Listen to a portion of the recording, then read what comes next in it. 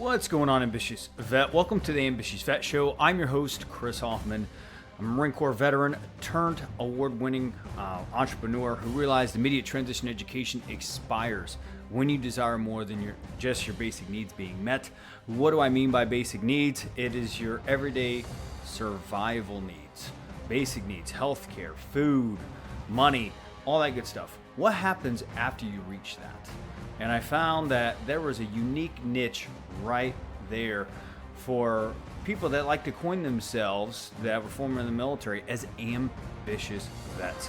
How do we self-actualize? How do we find self-fulfillment post-military? Because you'll realize if you are an aspiring, driven post 9/11 veteran, is that getting that stability isn't as hard as you think. You get in your way quicker. And that's why this show is designed to dive into the trenches with today's top subject matter experts, share inspiring transition stories, and provide masterclasses to equip you with the realistic perspective on what it takes to win in the trenches of everyday life post-military. Ambitious Vet, if you haven't already, go ahead and grab a pen and paper, grab your favorite bourbon and cigar, or whatever you are doing. Make sure you just turn your ears on, like your drill instructor used to tell you, because I promise you, you're going to walk away having gotten some practical golden grenades that are going to blow your mind. Are you ready to set your goals in 2023 military style?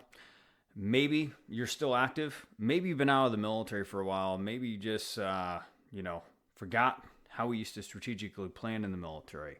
Regardless of the fact, I would love for you to go to our website, ambitiousvetnetwork.com, and subscribe to our email list so you can get our proven MT5x5 Ambitious Vet Goal Setting Framework. If there's anything that we have learned through creating content, I'm talking about thousands of hours of content for post 9/11 veterans since 2017, is the fastest way for us veterans to understand anything, especially in this context of goal setting, is it's drawing parallels to our military experience, terminology and concepts. Once the basics are understood for us Marines, definitely Barney style type stuff, it's off to the races for us because we value execution, right? We value getting the mission done.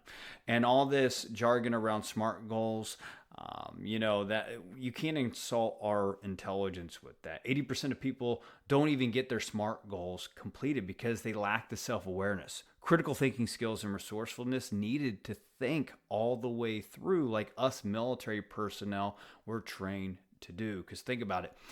If we didn't think all the way through high-level goals or strategic plans, people died, didn't they? Or we lost millions of dollars of equipment or resources or whatever that end result was for your functional role in the military.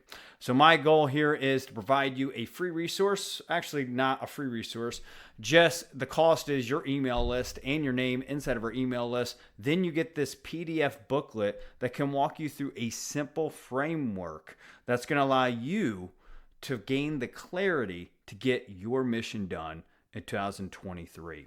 All you need to do is go to ambitiousvetnetwork.com. The link will also be in the show notes below. It's time to get into the trenches, dig into your purpose, and fire up your life's fulfillment. The Ambitious Vet Podcast starts now.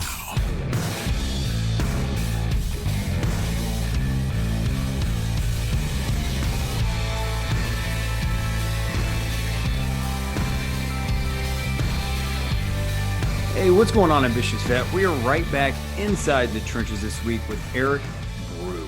Eric is the manager of military engagement at ACP, American Corporate Partners. Eric's passion is to serve and honor transitioning service members, veterans, and their families by investing in them and assisting them in building meaningful lives through connections to fulfilling careers and to proactively strengthen the veteran community through example, leadership, and collaboration.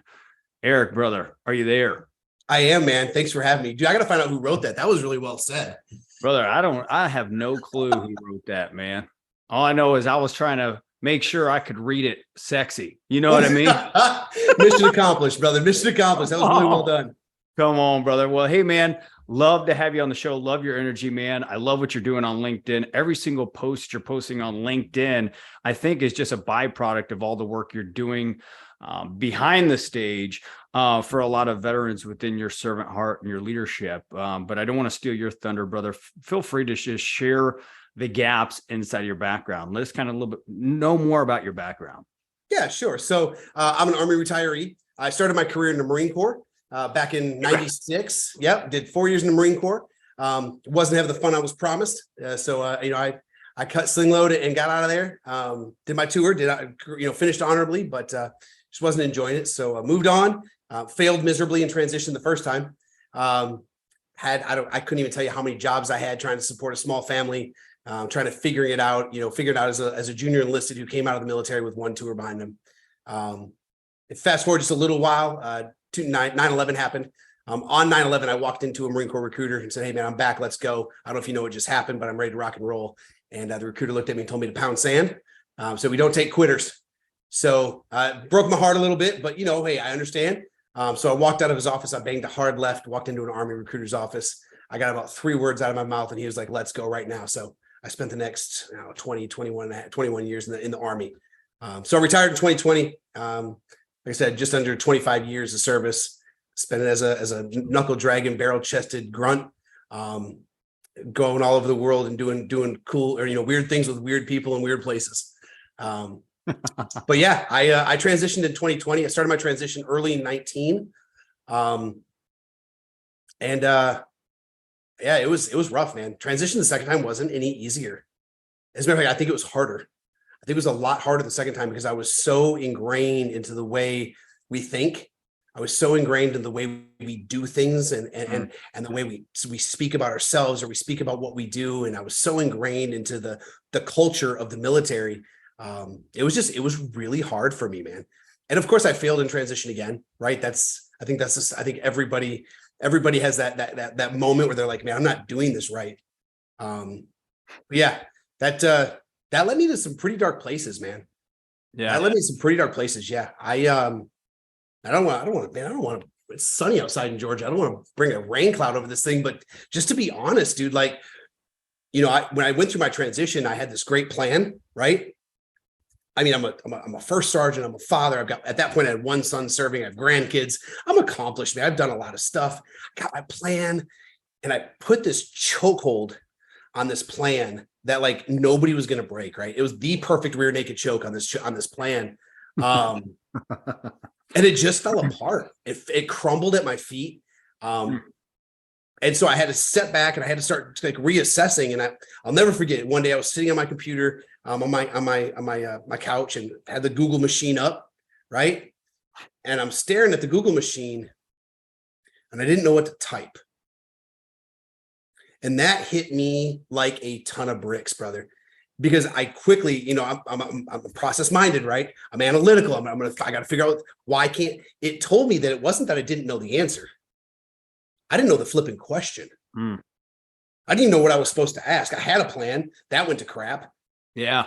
I hadn't asked anybody for help. I hadn't sought out anything. I kind of built it on my own in a vacuum because I knew, right? Because I know. And what I quickly learned is I don't know what I don't know.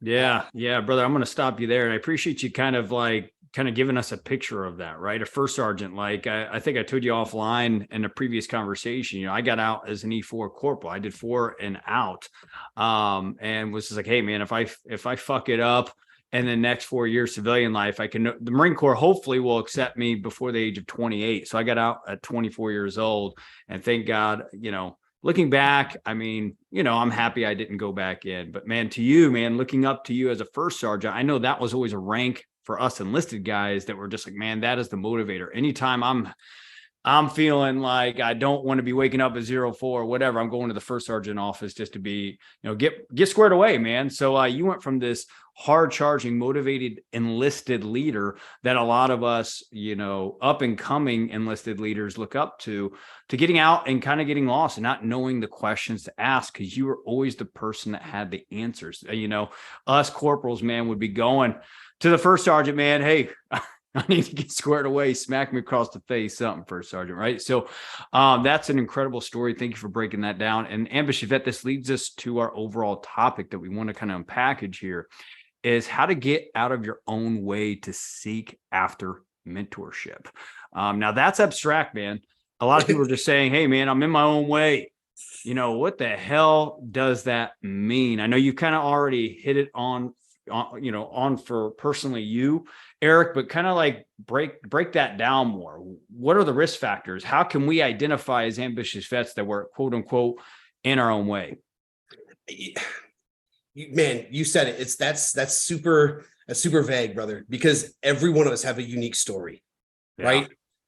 Every one of us. I don't care if you line up 10 folks that are retiring as E8s in the Marine Corps, in the Army, or in every branch of service, we might have some similarities, but man, there are so many unique factors to each one of our transitions, right? Our careers look different, our ambitions look different, our families look different, everything looks different. So when we step back and say, what are the things that cause you to get in your own way? I think the first thing is putting a chokehold on whatever plan you thought you had. One of the things I like to tell folks now is make a plan, right? We have to make plans. We have to kind of come up with a plan, but I want you to hold on to that plan loosely. Give room for the emotional roller coaster, give room for life to happen, give room for the ups and downs and the left and right and the heave and the hoe. Let your grip give room so that your plan can morph. Right? When I was running and gunning in the Army, we had this thing, work the plan, don't let the plan work you. And you would think if I heard that enough, I probably would have done that coming out, but I didn't. And I think a lot of us do that. I think a lot of us get focused on what we had planned. And then the other thing that I notice, and I know this doesn't fit everybody, but it breaks my heart when I watch folks who say, well, I was a logistician for 25 years, so I'm going to go be a logistician because that's all I bring to the table. When we put ourselves in a box and we say, well, this is what I did in the military, so I guess that's really all I can do in the civilian world. That is it's self-selecting out of so many opportunities, right? Self-selecting out of things is just foolish. I'd rather just make people say no, right? I heard a guy, I think Gary Vee, talk about it. He was talking about, going and getting sales. He said, you got to be willing to take 400 no's to get one yes. And I feel like you have to kind of be willing to do that. You have to be willing to take that risk and say, no, I'm worth it. My self-worth is here. My value is here. I know what I bring to the table, but honestly, how do I know what I bring to the table? Yeah. Right? How do I know what I bring to the table? Yeah. How do I understand what it is other than being a grunt that I bring to the table? Again, for me personally, dude, when I was coming out, like, no offense to my law enforcement folks, but like, I don't want to be a cop. I don't want to be a security guard. I don't want to go overseas and contract. So what do I have to bring to the table? What's my worth? How does my worth and my value, how do I show people that it transcends the uniform? What I bring to the table is bigger than the uniform. It might have taught me some things. I have some skills and some talents, and I have some ideologies and some methodologies that I learned. But what Eric Brew brings is not the U.S. Army. What Eric Brew brings is not First Sergeant. What Eric Brew brings is not infantryman. I bring Eric Brew. Right? That's what we bring. So we get in our own way when we put ourselves in a box. We get in our own way when, we put a stranglehold on our plan. And then I think the biggest thing, and I know this is what we want to talk about, buddy, is when we don't reach out for someone to walk us through the plan, when we don't reach out for someone to kind of ground guide us, right? I was talking to a veteran earlier today, and she and I were talking, and I said, I understand where you're coming from. I said, you're standing here and you want to get here and you just don't know, like, I know where I want to go. I really don't know what the steps are. Or I'm standing here and I have no idea where I want to go. I have no idea what else I can do. Having somebody to invest in you and mentor you and kind of help you discover yourself again, right? I feel like when we come out of the military, I feel like it's like leaving high school all over again. The world is your oyster. You can do anything. What's next? I don't flip and know. I don't. It's almost overwhelming. It's incredibly overwhelming. Yeah. Yeah, it's incredibly overwhelming. And so, when you have that idea of like, I know where I want to go, or I don't know where I want to go. I know where I am, and I know I can't stay here. Having somebody to kind of ground guide you, if you're and I'll just use a couple examples. If you're a first sergeant and you want to go into HR, right? I know I want to go in HR. Well, okay, but that's a really big umbrella, right? There's compliance, there's payroll, there's all kinds of little things underneath that umbrella. What do you want to do? Well, now I don't know. But if I can find a mentor who's been in HR, who's lived in that world, who's an industry expert, and say, hey, here's what I'd like you to do. I want you to find, go get your SHRM P, right? Go get that certification. You probably should alter your degree plan. Make these steps, turn left here, turn right here, ass right, ass left. If I can just get a ground guy, dude, we'll knock it out the park. Yeah. I think you said in another conversation, having someone help call cadence for your life. And I think that was a perfect way that you described it. Yeah. Yeah. Sometimes you can't get in step. Sometimes you just have a hard time getting in step. And what do we do when we can't get in step, man? We call cadence. Yeah. You have somebody to sit back and go, hey, left, right, your left. You know what I mean? Like, just get me in cadence. If you get me in cadence, I can finish the run. Yeah. That's it. I just need somebody to help keep me in cadence. Damn, man, all those years of keeping up with the cadence, man, even 4 years being in the Marine Corps, going on those humps and stuff like that, man. I still got a bad left knee. I can only imagine you as a first sergeant. I'm one surgery down on the knee, brother. Damn, gotta stay in cadence again. Yeah. So no, ambitious vet. I think there's a lot of golden grenades spread out throughout this, this conversation, right? How you can identify when you're in your own way is, figure out where you're strangling. Have a rear naked choke, in other words, around your plan. Where you're limiting where you could go based on your experience in the military. I think these are some great risk factors that you can start identifying, along with any other insights that you were able to just pick up there from Eric. And yeah, man, you dove into like the power of mentorship, which I think is, kind of shows like the power and why you get a mentor to kind of call cadence and stuff like that. But one thing that I even found for myself when I get out of the Marine Corps was I wasted a lot of mentors' time. If I was really honest, I wasted a lot of mentors' time.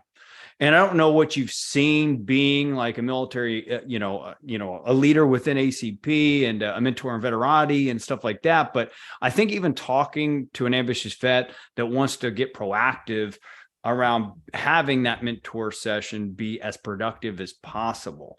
What are some of the things that you've learned around practical tips or something like that to make sure that you're not wasting the mentor's time? Man, I'm gonna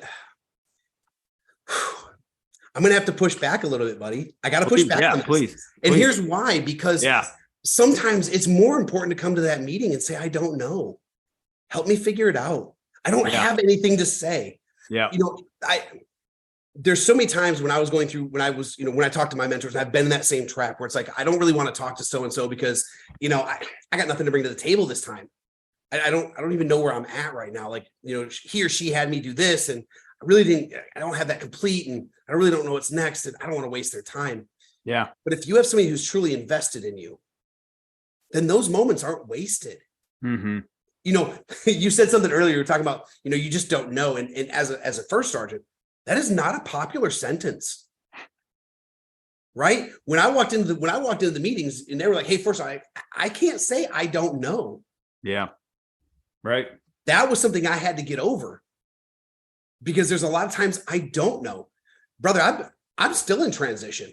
Yeah. Let's not let it be twisted. I mean, transition is not an event, right? It's a journey. It takes time. Yeah. I spent 25 years in the military. How am I going to undo that in 2 years? Yeah, true.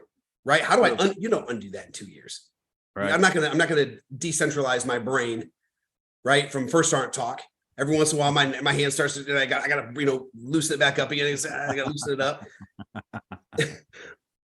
But sometimes the most valuable thing you can say to a mentor is, I don't know, and I need help. And sometimes, and what I really like about really quality mentors is when they start asking questions. Well, tell me about a time. Well, what did you feel about that? Well, did you enjoy that?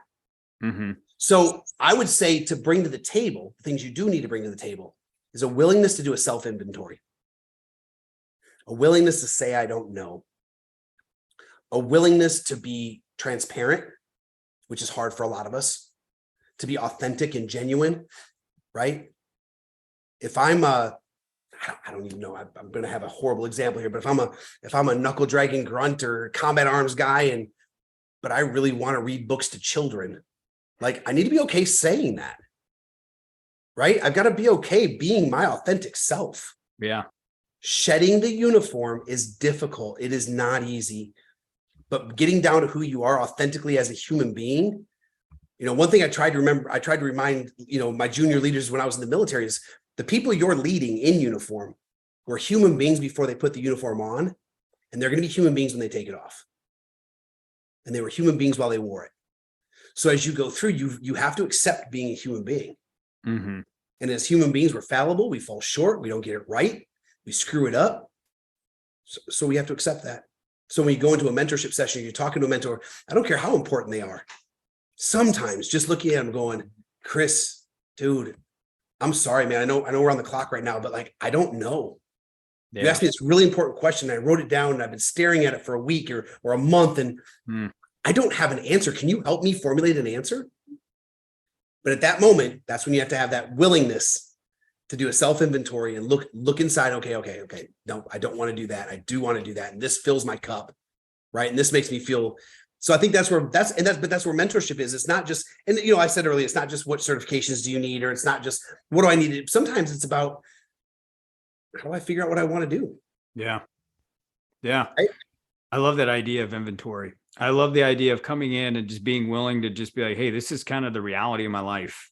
And potentially have some kind of abstract idea of what you want to be doing, if it's salary wise, role, function wise, but saying, I don't know. Yeah. At least bringing an intention to the call is what I hear.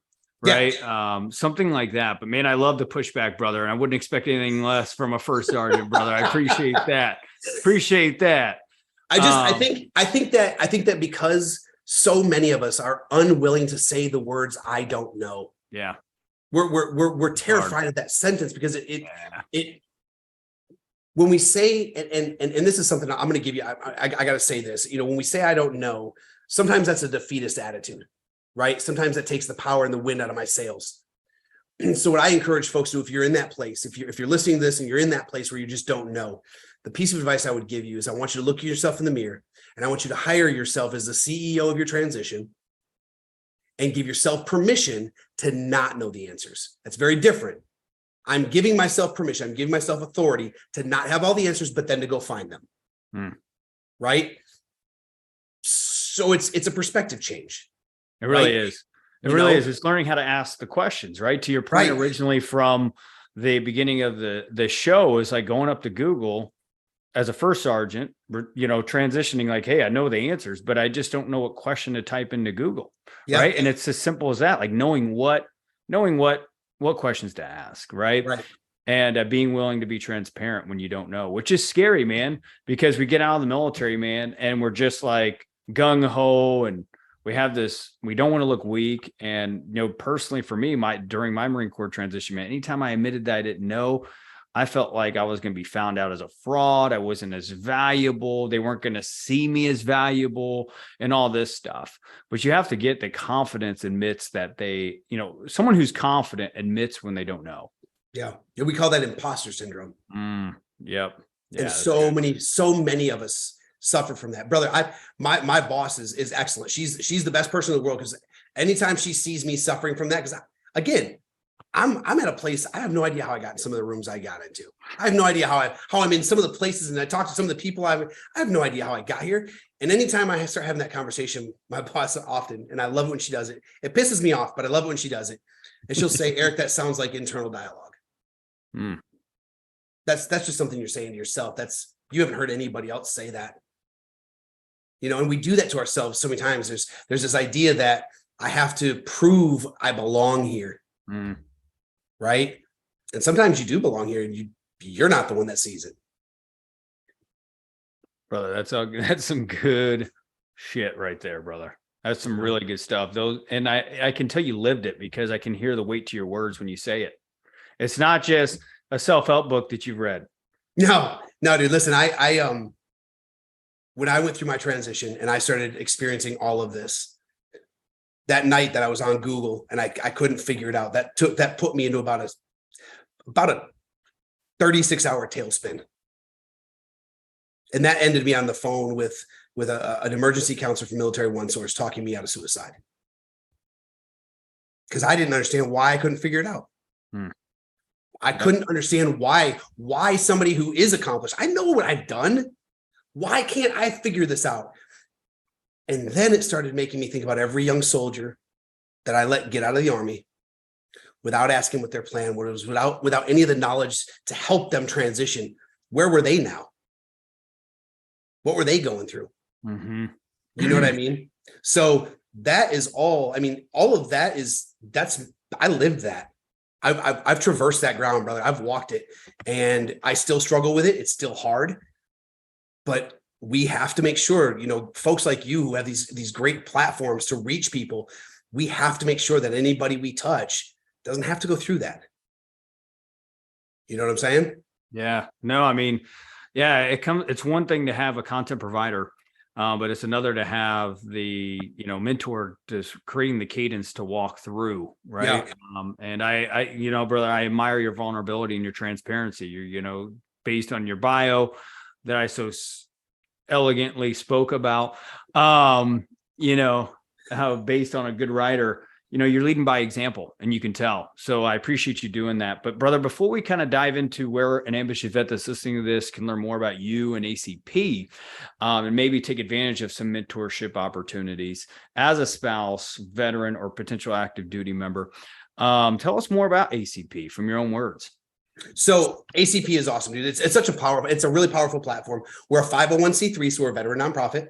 What I love is right there, I can tell you that everything we do is free, right? And I'm a penny pinching guy, so free 99 is my favorite price.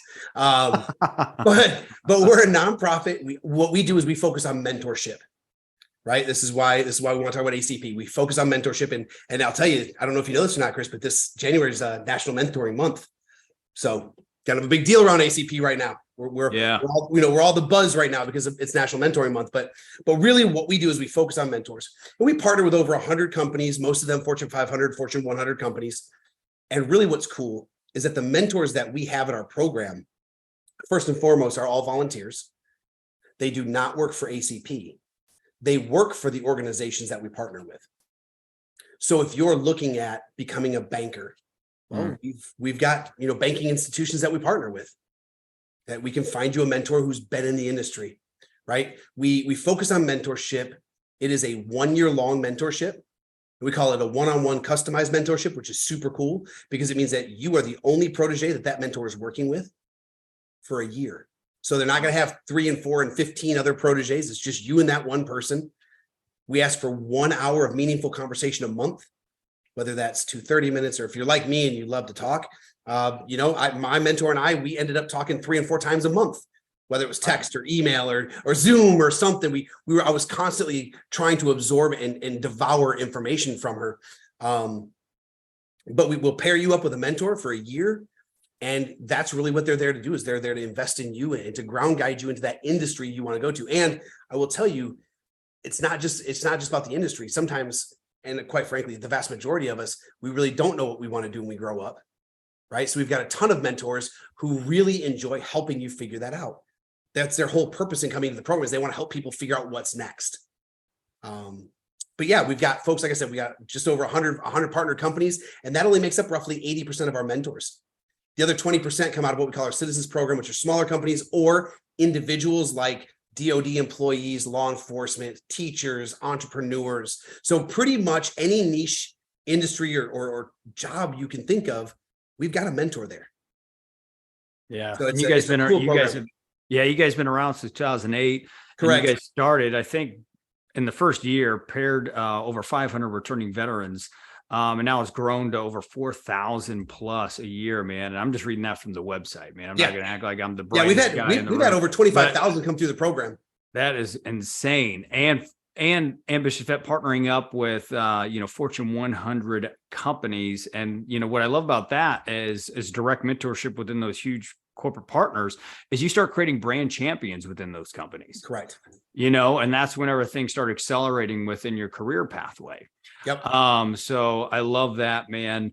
Love the company, the nonprofit, and it's doing some amazing things. So Eric, where can the Ambitious Vet that's listening to this right now go to learn more about ACP and also you?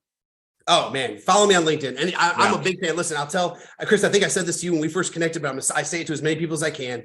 I am a huge sucker for a good cup of coffee and a great conversation. So I'd love to connect with you guys on LinkedIn. Anyone who wants to connect with me on LinkedIn. But if you want to get with ACP, that's what I really want you to do. If you're a transitioning service member, a veteran who's served at least 180 days post 9/11, or an active duty military spouse, and then, or if you are a Gold Star spouse or a spouse of a disabled post 9/11 veteran. So those are the populations of folks that we help. If you fit that one of those populations, you can reach us at www.acp-usa.org. Go to the website, check us out. If you look on the top side, you'll be able to find the applications to apply. It's very, very simple, but it is a powerful tool. And what I love is we work in concert with all the other nonprofits and all the other veteran organizations out there. We work well in concert. So yeah, you guys are pretty collaborative, which is pretty awesome too. But Ambitious Vet, every single link that Eric just spit off there, we're going to have inside the show notes below as well. So make sure you go connect with Eric. He's always pushing out some great content that literally one of his posts that I think originally connected us just had him feel like he was in my skin. I'm like, holy shit, man. Everything you just typed was just like everything that I dealt with or am dealing with. So really good content creator. And also ACP is doing some amazing work. So if you're looking to figure out what's next in 2023, or whenever you're listening to this, the next year or this year, make sure you go and check out ACP either as a corporate partner, veteran, military spouse, or everything else that Eric just said. Eric, man, I just want to thank you for joining the Ambitious Vet Show, brother. Oh man, it's been my humble pleasure, man. The Ambitious Vet is available on all popular podcast platforms. Go to vettrainingcoaching.com to subscribe, rate, and share with fellow vets. Ambitious Vet, again, before you go, make sure you go visit ambitiousvetnetwork.com, subscribe to our email list if you haven't already, and get your copy of our proven MT 5x5 Ambitious Vet Goal Setting Framework. And there you're going to gain the clarity needed to get your mission done in 2023 or whatever year you're listening to this episode. I hope to see you inside the email list where you're going to be able to get bi-weekly newsletters, if not more frequent, around some of the top resources, content, news, events that are around the veteran community to fuel your goals and your ambitions post-military. Until next time, Ambitious Vet, hold the vision and trust the process. Take care.